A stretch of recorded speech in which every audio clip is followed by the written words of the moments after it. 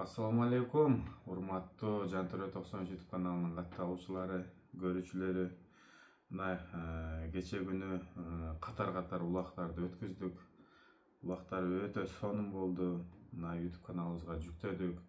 Күрөштөрүн кошо тартып жетишип, Кудай кааласа мына көргөндөр лайк басып, ой пикириңиздерди калтырсаңыздар болот.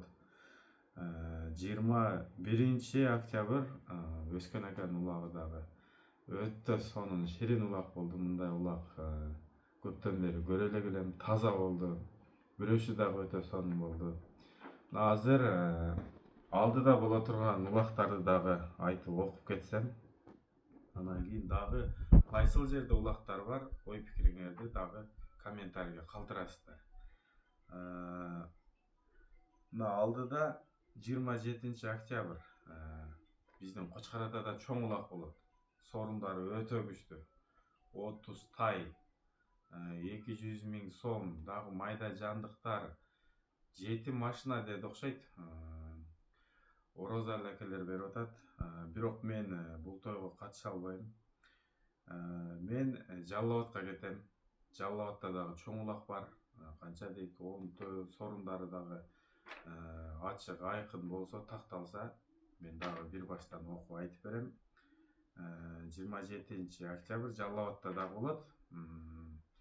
Андан кийин 31 октябрь Жалал Абадта болот дагы. 31-нде.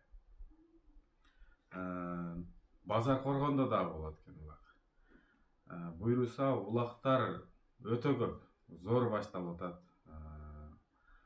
Той бергендерге Аллахым ниетин орундатсын, ар бир адамга той берген насип кылсын.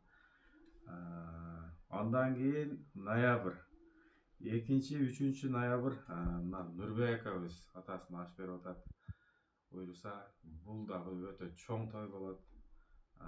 Ноокенде, Кара Булакта. Андан кийин 10 ноябрь буйруса мен Ноокатка кетем. Ноокатта дагы чоң улак бар экен, ошол жака чакырышты.